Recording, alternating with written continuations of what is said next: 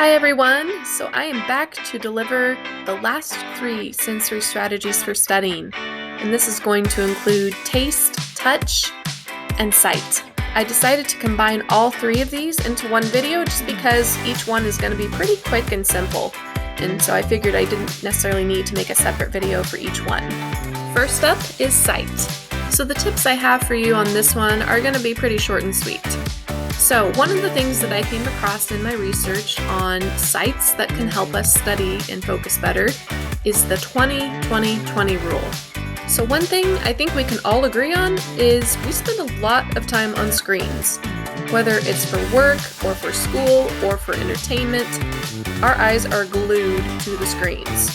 One of the things that I discovered was that if you take a break every 20 minutes and spend 20 seconds looking at something 20 feet away, it can be really beneficial to your eyes. So it doesn't mean pulling out your phone every 20 minutes and looking at that. It means actually focusing on something that isn't a screen so that your eyes get a break and you reduce the strain on them. The other thing to think about is what environment works best for you. And of course, we've talked a little bit about in my previous videos about sounds and how sounds can impact how well we study. But there's also something to be said for what does it look like around you. For some people, if they're at home and their house is cluttered, they're going to be tempted to want to clean everything up before they can even begin to study. For other people, the mess doesn't bother them at all, and they would actually prefer to be home in a mess than somewhere else where it might be neater and cleaner. So the key is here thinking about what is going to work best for you. If you're not going to be able to focus at home because all you can think about is everything else that you could be doing, then a change of scenery might be needed. Maybe go to your favorite coffee shop or to a library and use that as a way to focus so there's not as many distracting things that you can see around you. Alright, so that's sight. Now let's move on to taste. So this one is kind of unique because you don't necessarily think about taste and focus going together. However, just like our smells are connected to our memory, so are tastes. And I actually came up with this idea from a student of mine who said she had researched it, and I ended up looking it up and finding out that there actually is some research behind it. And that is chewing gum.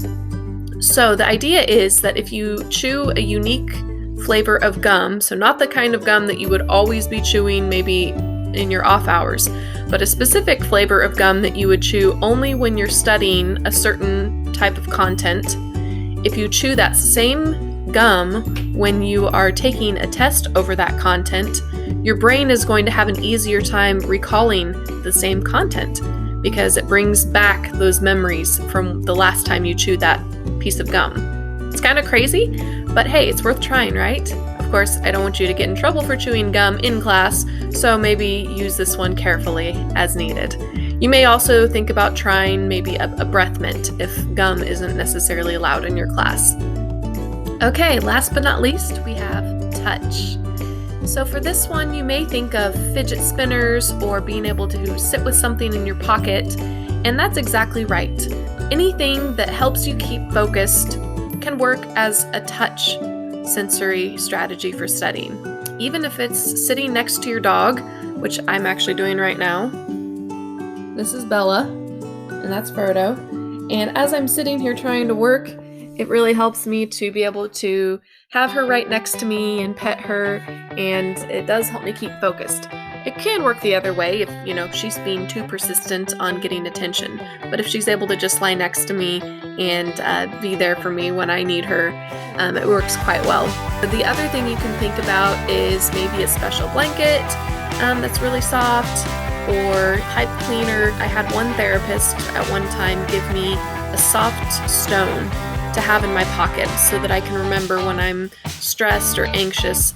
I've got this stone in my pocket and it's a nice smooth texture, and it can take my mind off whatever is going on that might be stressing me out, and also bring me back so that I can focus better on the task at hand. Alright friends, well there you have it. Sensory strategies for studying for all 5 senses.